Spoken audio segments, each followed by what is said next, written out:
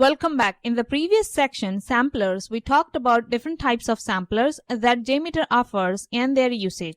Now in this section, integration of Selenium with JMeter, we will talk about all the prerequisites, dependencies that are needed to set up Selenium with JMeter, then how to create scripts or JUnit test cases in Selenium that we can run in JMeter, and we will also talk about the JMeter's inbuilt WebDriver script that can be used to run the JUnit test cases.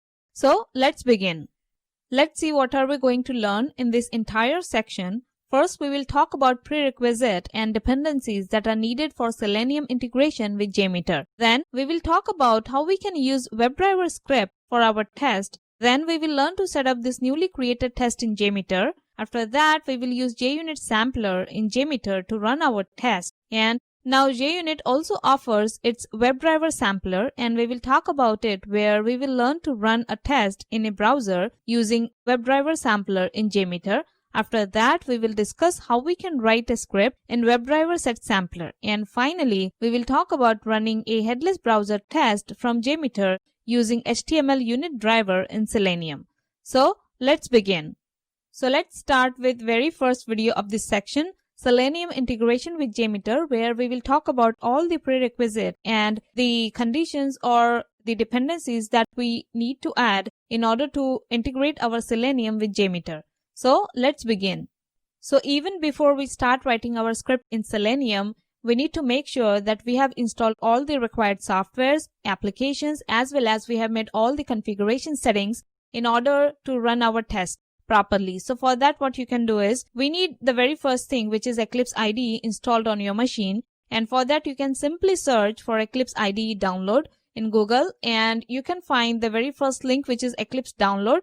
And from here, you can just download the Eclipse IDE as per your machine's configuration, if your machine is Windows or 32-bit or 64 bits or so on. So you can find those details, and as per your machine's requirement, you can download it. Then once you download Eclipse, you will have to download JDK, and for that also just simply Google for JDK download, and you will find a link from oracle.com.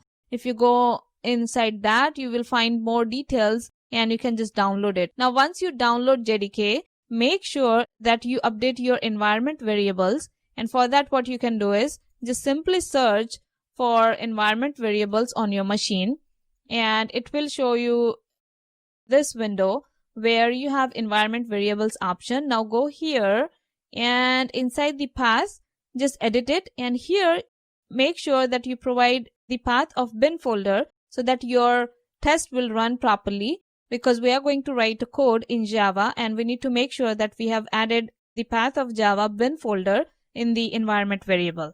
Now once you download this and set up everything, then the last thing we need is to have Selenium WebDriver jar files, and for that what you can do is just go to the selenium.dev website, and here you can find more details. If you want to go through it, you can find a good documentation on this website. Like here, there are more details about Selenium Grid or IDE or even WebDriver.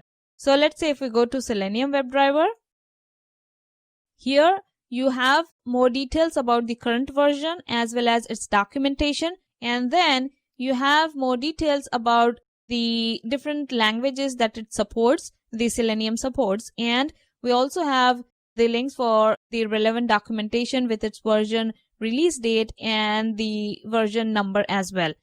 Now if you are interested in downloading the previous version, you can always go back to the previous versions by using previous releases link here, and it has details from 3.10 onward. Now let's say if you want to go even prior to that, so for that you can click on here this link, and here you can find the details of all the different versions.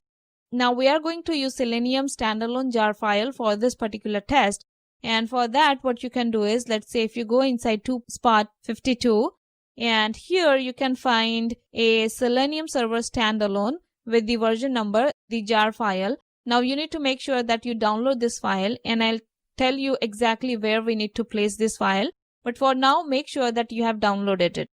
Now in the following videos, where we will be talking about Selenium JMeter test case example using HTML driver, I have tried to use the different versions of Selenium standalone server, but it didn't work.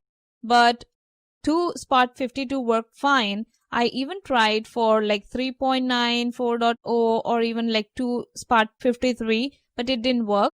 So I would recommend sticking to the same version that I have used in order to run your test. And if you are not using HTML unit driver, then you should be fine with any version of the Selenium standalone server. So for our test, I have used 3 Spot 14, so you can download that as well.